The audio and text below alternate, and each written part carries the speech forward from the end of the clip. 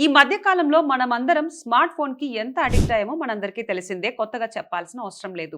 కానీ రీసెంట్‌గా గుజరాత్‌లో జరిగిన ఒక ఇన్సిడెంట్ గురించి చెప్తే మాత్రం మీరు నిజంగా షాక్ అవుతారు. అక్కడ ఒక 16 ఏళ్ల అమ్మాయికి మొబైల్ అడిక్షన్ ఏ రేంజ్‌కి వెళ్ళిందంటే మీరు ఇమాజిన్ కూడా చేసుకోలేరు. ఫోన్ కనుక చేతిలో లేకపోతే చాలు విపరీతమైన కోపం. ఆ కోపంతో సామాన్లను పగలగొట్టడం, ఆ కోపంతోనే తల్లిదండ్రుల మీద అరవడం, ఇల్లంతా చిందరవందరగా చేయడం.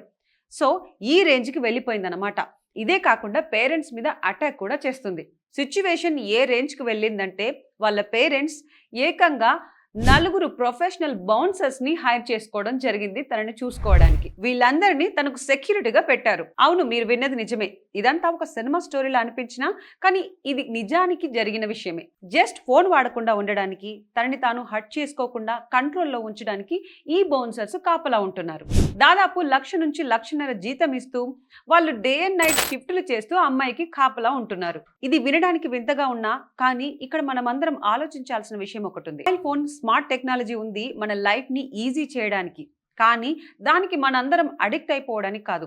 అలా చేస్తే దీనివల్ల మన మెంటల్ హెల్త్ అనేది ఎంతలా పాడైపోతుందో అని చెప్పడానికి ఈ ఇన్సిడెంట్ చాలా బెస్ట్ ఎగ్జాంపుల్ గా చెప్పుకోవచ్చు. సో ఫ్రెండ్స్, ఫోన్ అనేది వాడండి, ఫోన్ ని మీరు కంట్రోల్ చేయండి, కానీ మీ ఫోన్ మిమ్మల్ని కంట్రోల్ చేసేలా చూసుకోకండి. కొంచెం డిజిటల్ డీటాక్స్ ని ప్లాన్ చేసుకోండి, మీ స్క్రీన్ టైం ని తక్కువ చేసుకోండి.